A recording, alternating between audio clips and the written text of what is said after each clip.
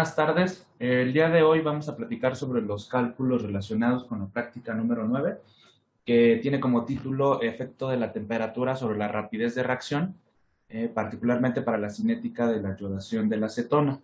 Esta práctica está vinculada con la práctica número 8, donde se determinó el orden de la reacción para la yodación de la acetona. En ese caso, la yodación de la acetona resultó ser del orden cero. Entonces, hay que recordar, digamos, lo más importante que se obtuvo de la práctica número 8. La yodación de la acetona tiene un orden de reacción de cero, es orden cero. Esto es importante. Bueno, el objetivo de esta práctica es que nosotros repitamos la misma metodología experimental en cuanto a las cantidades de acetona que está en exceso, el yodo, pero ahora utilizando diferentes valores de temperatura. El que se hizo en la práctica número 8 fue a temperatura ambiente. ¿Okay? Entonces, recordando eso, en esta práctica lo que se propone es que nosotros tengamos al menos 3 puntos, es decir, 3 diferentes temperaturas.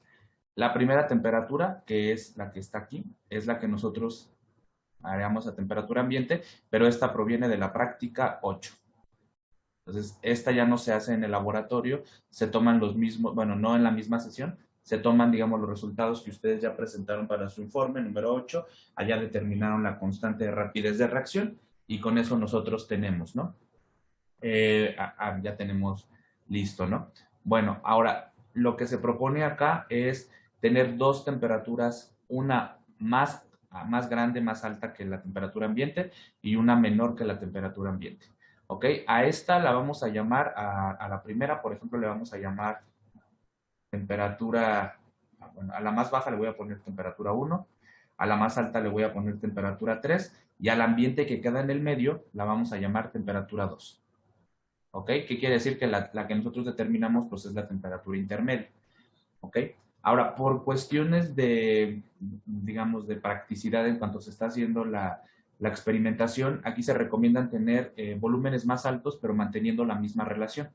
Por ejemplo, en la práctica número 8 tuvimos una relación de 4 mililitros de acetona con 2 de ácido clorhídrico y aquí lo que se pide es que tengamos 5 veces más de cada uno de ellos, 20 mililitros de acetona y 10 de ácido clorhídrico. Entonces, los volúmenes son más altos, pero la relación entre los reactantes es la misma. Esto es importante porque, como comenté, se tienen que mantener las mismas relaciones en cuanto a la concentración de los reactivos.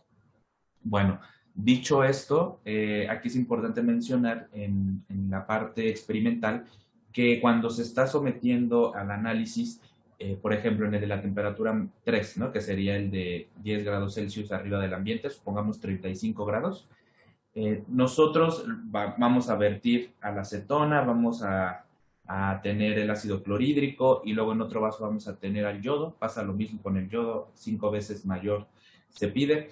Se revuelven y en el momento en el que se juntan se meten al baño. En el caso de la temperatura 1, que es la de temperatura baja, se mete a un baño de hielo y en el caso de la temperatura 3 se mete a un baño María. Entonces, cuando está en el baño María está ocurriendo la reacción. Nosotros que tenemos que tomar una porción de esa mezcla y la tenemos que meter al espectrofotómetro. El problema de hacer esto es que en el espectrofotómetro no hay la posibilidad de mantener la temperatura a la que se está llevando a cabo la reacción. Supongamos que es la de 35 grados. Yo mezclo, meto al baño María y entonces ya estamos a 35 grados. De ahí voy a tomar una porción, la pongo en la celda espectrofotométrica y lo meto en el espectrofotómetro. No puedo dejar ahí la celda un tiempo muy largo, porque inmediatamente que yo pongo la solución en la celda, la mezcla comienza a tener, digamos, una transferencia de energía con el medio ambiente y la temperatura comienza a descender. Y en el espectrofotómetro no tenemos ningún tipo de, pues, de calentador o, bueno, algo que enfríe para que se mantenga la temperatura a la que se desea la reacción. Entonces, ¿qué se hace? Se pone la celda en el espectrofotómetro y solamente por intervalos de 15 o 20 segundos máximo se deja la celda en el espectrofotómetro. Se vuelve a sacar se regresa a donde está haciéndose la solución, se toma otra porción y se mete de nueva cuenta el espectrofotómetro. Todo esto sin parar el cronómetro, como bien platicaron en la parte del desarrollo experimental.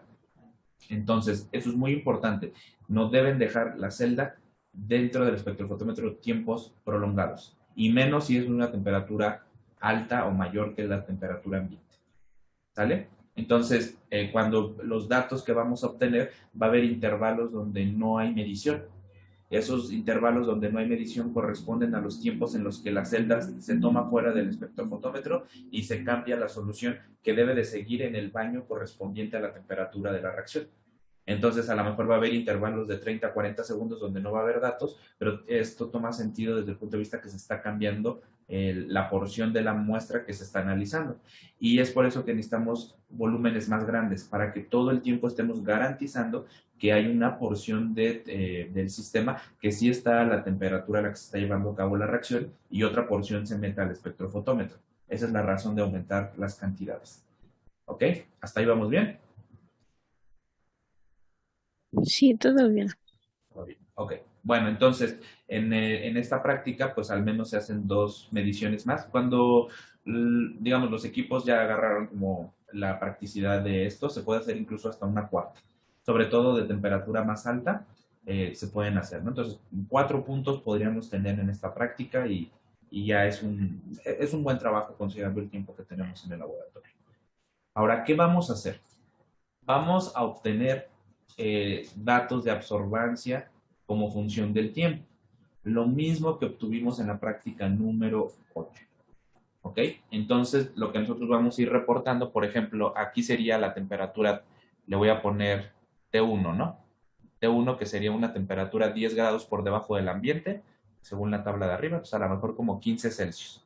Entonces, esta hay que tenerla en un baño con hielo. Entonces, supongamos que a 15 Celsius yo voy tomando a cada tiempo, bueno, por ejemplo, cada 5 segundos. Cada 5 segundos yo voy tomando datos. Entonces, aquí yo voy a tener una absorbancia, y a lo mejor ya la dejé 20 segundos, ¿no? Y entonces luego el siguiente dato les digo, no necesariamente va a ser 25, a lo mejor aquí aparece un 40. ¿Ok? Ese tiempo entre 20 y 40 corresponde al tiempo en el que se cambió la muestra. Otra vez 45, 50, 55 y a lo mejor aquí ya el siguiente dato es 85, ¿no? Tardaron 30 segundos en ponerlo. Entonces va a haber intervalos con datos y datos que no, bueno, tiempos que no van a aparecer en la tabla, pero no importa. Yo a cada tiempo yo voy a tener una absorbancia asociada. ¿Ok? ¿Qué tengo que hacer? Pues lo mismo que hicimos en la práctica número 8. Con nuestra curva de calibración. ¿Cómo es la curva de calibración? ¿Se acuerdan de la ecuación?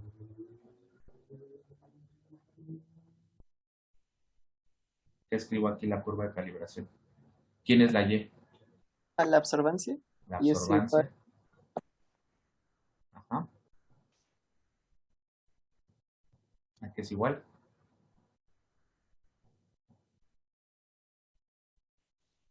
A E por B por la concentración del yodo, ¿no? ¿Están de acuerdo? Sí. ¿Ok? Y bueno, aquí con esta ecuación yo voy a poder, bueno, y a veces sale una ordenada al origen, ¿no? Entonces, pues tengo mi ecuación. Y es igual a M por X más B, donde M es este producto. Bueno, pues esto ya no es algo nuevo. Yo con esta línea recta, yo voy a poder despejando. Tengo que despejar a la concentración del yodo, despejo a esta de aquí, y con los valores de absorbancia que fui registrando a cada tiempo, con eso yo voy a tener los valores de concentración. ¿Ok? Si se dan cuenta, esta es la misma tabla que tienen en la práctica número 8. A cada valor de absorbancia, yo voy a poder calcular un valor de concentración. Entonces, cada valor de absorbancia me va a arrojar un valor de concentración, dado que el yodo está reaccionando, como también bien lo mencionaron en el reporte de la práctica número 8, lo que se espera es que la concentración disminuya digamos, porque la absorbancia va a ir disminuyendo también, ¿no? Porque el yodo se está transformando en el producto. Entonces, bueno, ahí vamos bien. Luego, fíjense lo que dice acá. Hay que tomar el logaritmo y el inverso de la concentración. Estas otras dos columnas, ¿para qué no las piden? Para determinar el orden de la reacción. para determinar el orden de la reacción. Entonces, ¿cuáles gráficos tendría que hacer yo aquí?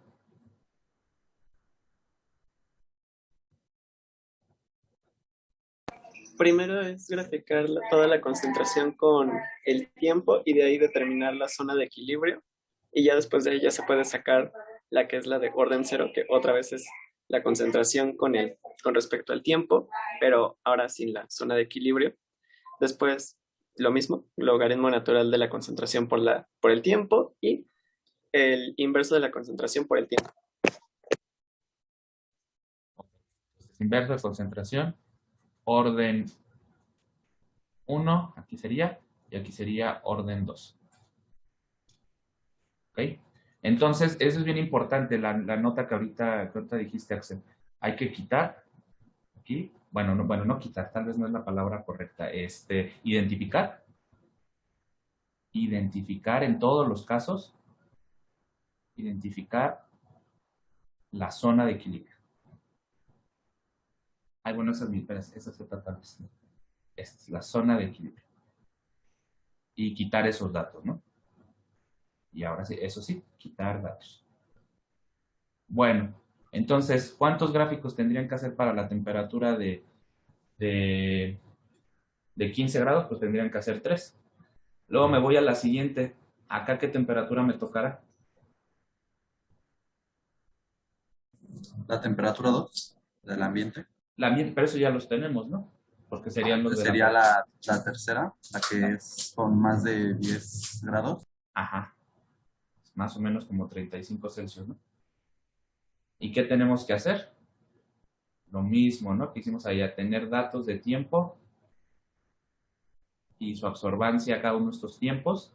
Obviamente aquí, pues, les digo, puede haber intervalos, a lo mejor aquí 50, 55. Aquí sí depende mucho de qué tan rápido pueden hacer las manipulaciones.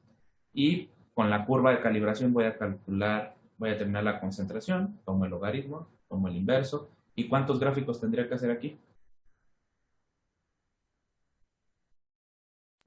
Igual 3.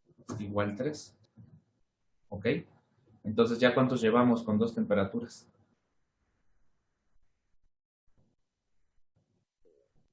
6. 6. ¿Y si hubiera una tercera temperatura?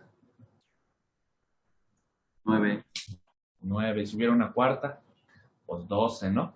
Bueno, no sé exactamente qué edad como ustedes, pues bueno, les doy datos de otro semestre. No recuerdo si exactamente les va a tocar el de la práctica número 8, exactamente ese. Supongamos que no fueran los mismos, porque ahorita justo estoy pensando en eso con ustedes. Bueno, si estamos en el laboratorio, sí tomamos los datos de la práctica número 8, ¿no? Allá te tiene que ocupar el mismo espectrofotómetro, esa también es una de las cosas que se tiene que cuidar para tener validez de ocupar los datos de la práctica anterior. El mismo equipo se tiene que ocupar, ¿no? Entonces, con ustedes realmente no me acuerdo pues si les voy a proporcionar exactamente los mismos datos. Entonces, supongamos de que no fueran los mismos datos de la práctica 8, entonces tendrían que hacer también el de la temperatura ambiente. Justo ahorita que dijeron esto del ambiente, a lo mejor es probable que sí, ¿no? Entonces, bueno, les va a tocar tal vez cambiar un poquito más por esta situación. Entonces, aquí estarían los datos de la temperatura 2, que sería el ambiente. Y lo mismo, ¿no? Entonces, en total tendrían que hacer 9 gráficos, ¿no? En todos ellos hay que identificar la zona de equilibrio y quitar los datos de esta zona, ¿no? De la de equilibrio, como dice aquí. Bueno, aquí está escrito bien feo, pero aquí dice identificar la zona de equilibrio y quitar datos. Bueno, entonces son muchísimos gráficos. ¿Ustedes creen que es conveniente hacer tantos gráficos? Pues no. Pues no. Ok. Bueno, entonces aquí viene una cuestión que viene pues ya de la experiencia de muchos sistemas que se han analizado, bueno, más allá que mi experiencia, la experiencia de muchos otros casos de estudio, se ha observado que el orden de la reacción no es función de la temperatura. ¿Ok? Lo que sí es función de la temperatura es el valor de la constante de rapidez de reacción. ¿Ok? Entonces, tomando la nota, aquí vamos a poner una nota, ¿no? Nota. El orden de reacción, N es el orden de reacción, no es función de T. Bueno, ustedes si tienen tiempo y ganas, pueden hacer las 3 gráficas para cada temperatura y la que debería de ajustar mejor en cada uno de los casos tiene que ser la del mismo orden que obtuvimos para la práctica número 8. ¿Ok? Entonces, en ese caso, ¿qué orden dijimos que fue? Que fue el que dije justo cuando comencé a platicar esto. Orden 0. Orden 0. Entonces, yo en el informe lo único que les pido es que pongan las del orden 0 y que pongamos esta nota. Nuestra justificación para simplificar el número de casos que vamos a analizar tiene que ver con esto, con que se ha determinado que experimentalmente el orden de reacción no es función de t. Si ustedes lo quieren corroborar, hagan todos los gráficos y van a encontrar eso. Ahora, ya dicho esto, quiere decir que el único gráfico que me interesa que ustedes tengan a cada temperatura, pues sea este. ¿Ok? Este de aquí, este de acá y el tercero, que sería el de temperatura ambiente, acá también, ¿no? Aquí vamos a tener los datos, voy a calcular la concentración y con este yo voy a hacer el gráfico de concentración contra tiempo. Y este es el único que me interesa que tengan para cada uno. ¿Ok? Entonces en total pues nada más van a tener 3 gráficos. Todos van a ser del orden 0. Todos van a tener, en cada uno de los casos hay que identificar la zona de equilibrio, quitar los datos que pertenezcan al equilibrio, con los datos donde si hay una evolución cinética, con esos calculo, hago la regresión lineal de los datos y calculo el valor de la constante a través del valor de la pendiente, en donde la pendiente va a resultar ser el menos, la constante va a resultar ser menos el valor de la pendiente. ¿Hasta ahí estamos de acuerdo?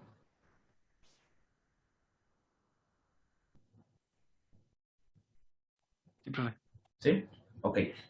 Dentro de nuestra hipótesis que tenemos para esta práctica, ¿cómo esperamos que sea el valor de K? ¿Qué esperamos que le pase acá cuando aumenta la temperatura? Entonces, si T aumenta, ¿qué esperamos que le pase a la temperatura? Perdón, a la temperatura, a la constante.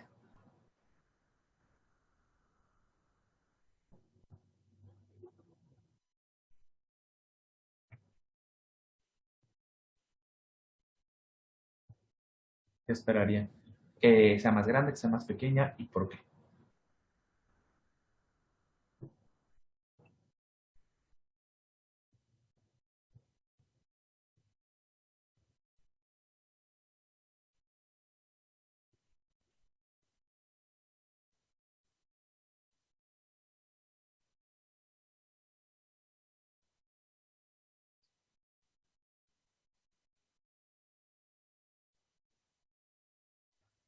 No, ninguna idea.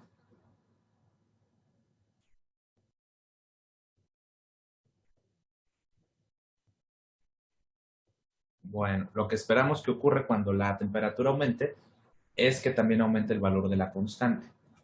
¿Ok? Entonces, una manera de corroborar que estoy haciendo, que estoy obteniendo bien mis resultados es que cuando yo obtenga el valor de la pendiente de todas mis gráficas, pues la pendiente tiene que ir aumentando su magnitud. Digo, el signo va a ser negativo porque la pendiente es negativa, pero cuando yo calculo la constante, pues es el menos el valor de la pendiente. Entonces, lo que yo debería de esperar es que si la temperatura aumenta, también la constante va a aumentar. ¿Ok? Y bueno, hasta ahí hemos hecho, pues, como la mitad del trabajo. ¿Ok? Porque ahora hay una gráfica adicional por hacer que tiene que ver con la ecuación de Arrhenius que presentaron en su previo. Para eso, pues vamos a llenar esta tabla. ¿Ok? Esta tabla, pues por ejemplo, aquí vamos a poner las 3 temperaturas, T1, T2 y T3 en Celsius. Luego vamos a calcular la temperatura en Kelvin, acá no hay problema. Y esta temperatura en Kelvin le vamos a tomar el inverso, pues, calculo el inverso. En unidades absolutas se calcula el inverso. Y aquí es donde ustedes van a poner los valores de la constante que va a provenir de la pendiente de cada uno de los gráficos que hayamos hecho para el orden 0. Entonces, en esos gráficos, pues vamos a tener un valor de la constante para temperatura 1, para temperatura 2 y para temperatura 3. Hasta aquí estamos de acuerdo que de dónde viene todo esto. No hay problema. ¿Se entiende? ¿Sí? Ok. Bueno, hay que tomar el logaritmo natural de esta constante y vamos a tener ya los valores. ¿Ok? Ahora, vamos a graficar en X al inverso de la temperatura y en Y al logaritmo de la constante de pseudoorden. ¿Ok? Entonces, aquí sería el cuarto gráfico adicional, ¿no? Entonces ya serían 3 para 1 para cada temperatura. Bueno, si los datos que les doy hay una cuarta temperatura, pues tendrían que hacer 4 para cada temperatura y tendríamos 4 temperaturas. Y para cada temperatura hay una constante rapidez de reacción. La constante debe crecer con la temperatura. Y ahora, ¿por qué voy a graficar el inverso y el logaritmo? Bueno, vamos a escribir la ecuación de Arrhenius. ¿Se acuerdan cuál es la ecuación de Arrhenius? ¿Me la puede decir alguien? Es el logaritmo de la KPS. Ok, ya me va a decir la lineal. Sí, ¿o quiere la otra? A ver, dígame la otra primero. Bueno, igual la tengo con el logaritmo de KPS, aunque... no, espere.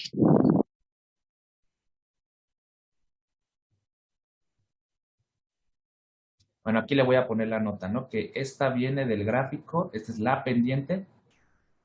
Bueno, menos, debo poner la pendiente, menos la pendiente. KPS, en lo que ahorita usted me busca ya.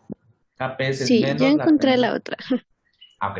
Entonces aquí nada más voy a poner la nota. KPS es menos la pendiente del gráfico de concentración contra tiempo, ¿no? Para que quede aquí la nota de dónde van a provenir estos valores. Ahora sí, perdón, dígame la ecuación.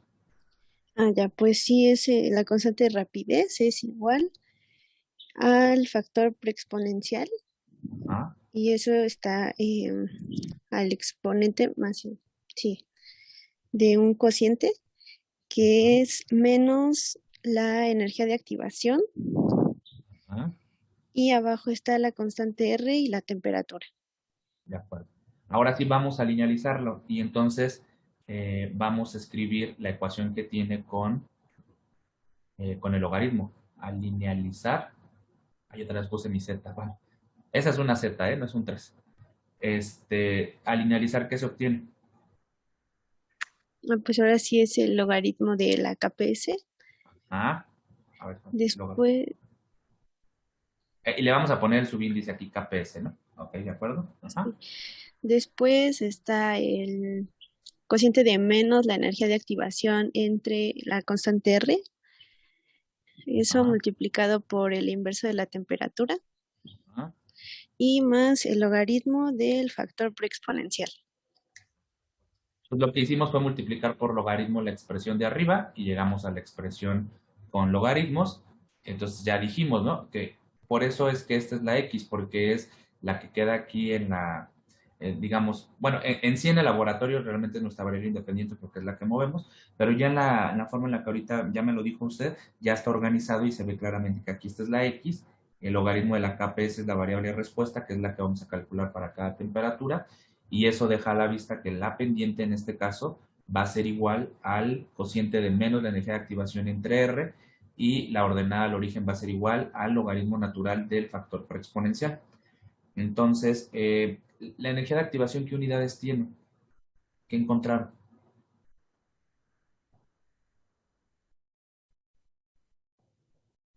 Son kilojoules sobre mol. Le voy a poner joule sobre mol, ¿no? Energía sobre mol. Se expresa casi siempre en kilojoules porque son cantidades grandes, pero le voy a poner aquí joule porque la R en qué unidades ustedes la van a ocupar. Con Joule sobre mol, Ajá, ¿qué valor tiene esa R con joule sobre mol? 8.314. 8.314 joules sobre mol Kelvin. Entonces, por eso les pongo arriba que formalmente ustedes van a obtener el valor de la energía de activación en joule. Ya si es un valor grande, ese lo pasan a kilojoule, pero estrictamente hablando, ustedes lo tienen en joules, ¿no? Porque la R está expresada en joules. Ahora, ¿qué unidades tiene A? Por ejemplo, eso a lo mejor se ve mejor acá arriba. ¿Qué unidades debe tener A?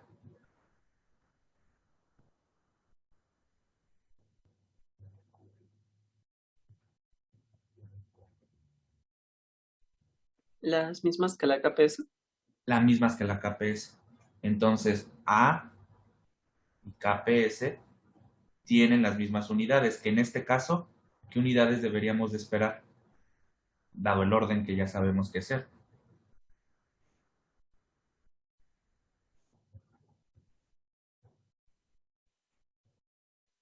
Molaridad sobre segundo.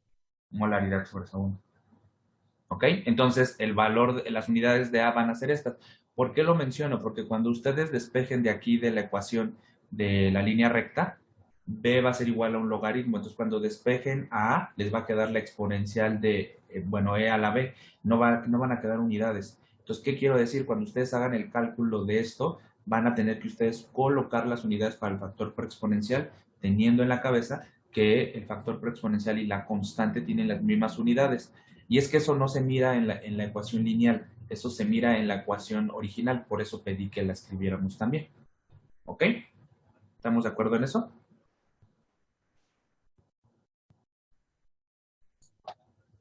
Bueno, ahora, ¿qué pendiente va a tener la línea recta que voy a obtener? ¿Me puede dar positiva, me puede dar negativa, solo una de las dos? ¿Ustedes qué opinan?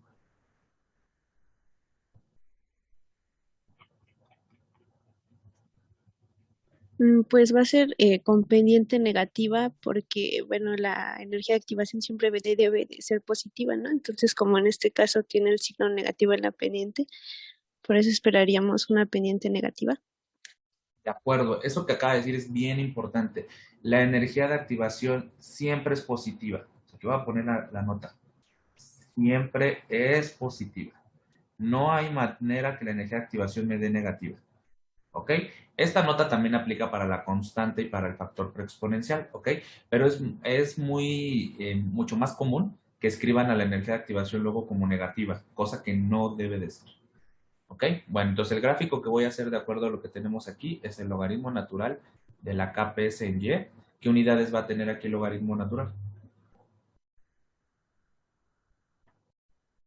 Adimensional. Adimensional. Y en las X voy a tener el inverso de la temperatura. ¿Acá qué unidades toca?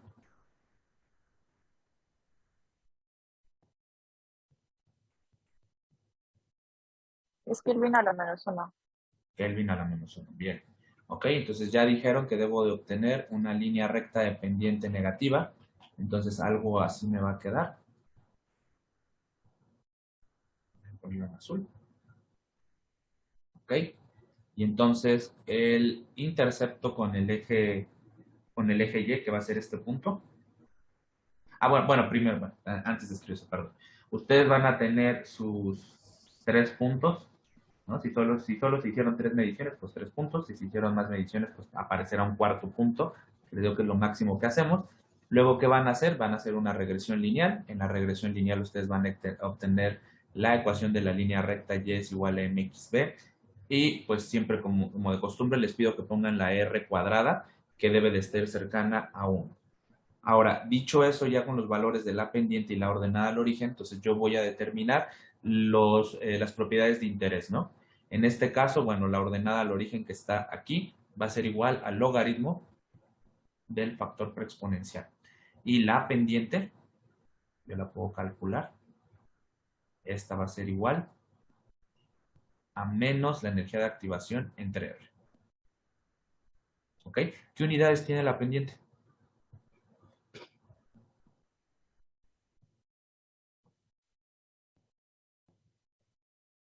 A ver, vamos a hacer el análisis delta Y entre delta X. ¿Qué unidades tiene delta Y?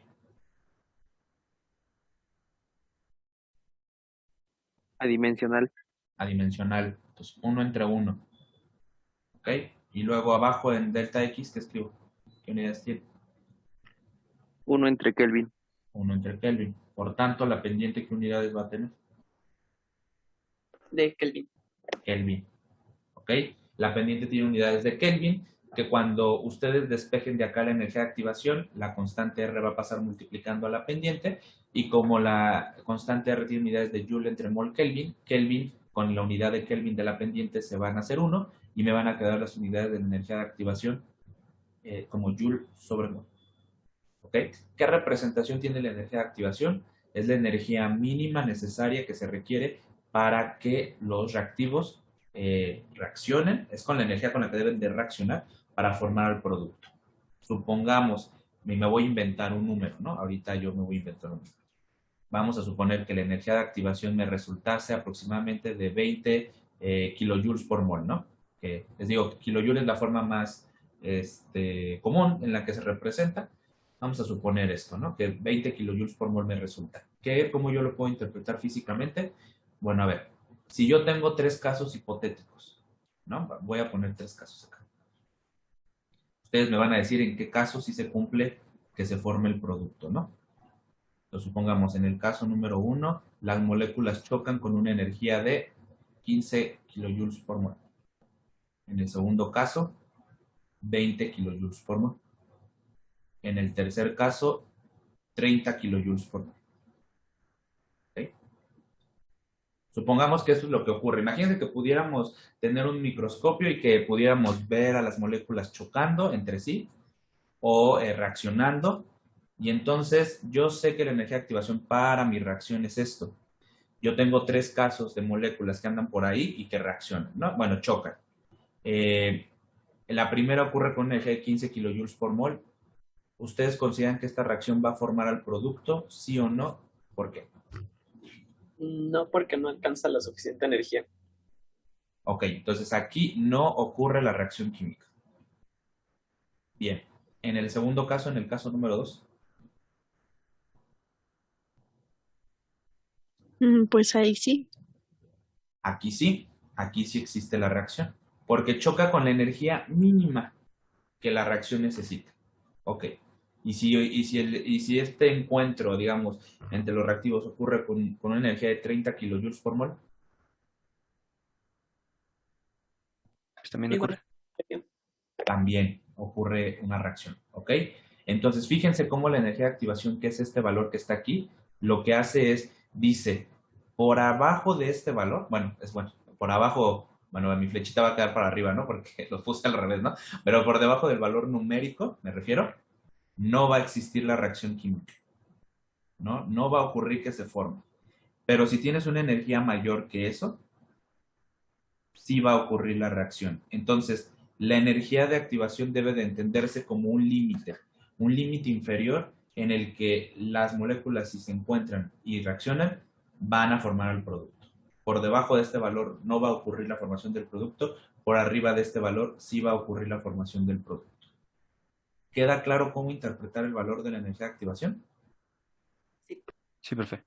¿Sí? Ahora, la última cosa que quiero platicar de esto. La energía de activación es característica de una reacción. ¿Qué quiero decir con esto? Si yo muevo la temperatura, no muevo el valor de la energía de activación. ¿Ok? Y esto queda aquí a la luz en este experimento, ¿no? Lo que ustedes van a hacer es mover la temperatura y lo que se mueve es el valor de la constante de rapidez de reacción. Pero para todos estos conjuntos de datos que vamos a tener a diferentes temperaturas, la energía de activación va a tener un único valor. De hecho, es una constante, por eso está incluida en la pendiente. Porque ocurre luego el mito urbano que cuando yo aumento la temperatura, la reacción se lleva a cabo con mayor facilidad porque creen que lo que está disminuyendo es la energía de activación. Y eso no es cierto, ¿ok? Cuando más bien la energía de activación es un valor fijo, es un requerimiento energético que se requiere por la naturaleza de las moléculas que están interaccionando y es fijo. Supongamos 20 kilojoules por mol. ¿Qué pasa cuando yo aumento la temperatura en un sistema de reacción? Esa energía, cuando se está calentando, se le transfiere a las moléculas y las moléculas aumentan su energía cinética. Entonces, la energía que proviene de los alrededores aumenta la energía que tienen las moléculas dentro del sistema de reacción y entonces si aumenta la energía en el sistema de reacción, va a ocurrir que cuando se encuentre su reacción, su momento en el que van a químicamente hablando interaccionar, pues va a tener una energía más alta porque propiamente ellos o estas moléculas tienen una energía más alta porque los alrededores le están dando energía. ¿Ok? Pero entonces lo que quiero que quede muy claro, cuando yo aumento la temperatura, la energía de activación no baja, es la misma. Más bien lo que está aumentando es la energía que posee individualmente cada una de las especies en el sistema y eso facilita que cuando se encuentran y reaccionan tengan la energía mínima, que sería este valor, o más para reaccionar. Y es por eso que la rapidez de la reacción aumenta Y si la rapidez de la reacción aumenta, entonces la constante aumenta su valor. Y también la R que escribimos en la ley cinética cuando vimos los modelos. ¿Ok? ¿Queda claro eso? Que no van a ir por el mundo diciendo que la energía de activación cambia cuando la temperatura cambia. Ese mito urbano no lo van a seguir proliferando. No, ya quedó claro. ¿Ok? Entonces, requerimiento energético es el que está, ¿no? Y si nosotros tenemos más energía, podemos brincarlo más fácil. ¿Ok? Entonces, esa es la labor que hay que hacer ahora en esta práctica, determinar el valor. Ah, bueno, me faltó decir acá cómo calcularle la energía de activación va a provenir de la pendiente. Y acá, bueno, nada más lo voy a escribir acá, me faltó esto, ¿no? Que esto es igual a B. ¿No? Es igual a la ordenada al origen de la regresión lineal que ustedes obtengan. Y si les salen números con exponenciales, por favor, allá en el Excel pídanle que les dé un poquito más de decimales para que puedan calcular bien al factor por exponencial y a la energía de activación. ¿Ok? Sí, profe. Perfecto. Bueno, pues ¿alguna duda?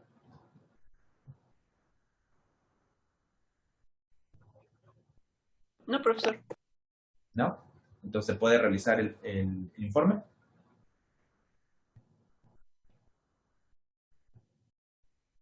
Sí, profesor. Sí. Bueno, pues entonces acá le paramos y nos miramos el próximo viernes. ¿Les parece bien? Sí, profe. Sí, profe. Sí, profe, gracias. Bueno, cuídense. Gracias a ustedes. Gracias, profe. Que Gracias, tenga un buen profe. fin de semana. Hasta luego. Gracias. Hasta luego. Hasta luego. Bye bye. Pon en práctica lo aprendido en esta clase. Nos vemos en la próxima.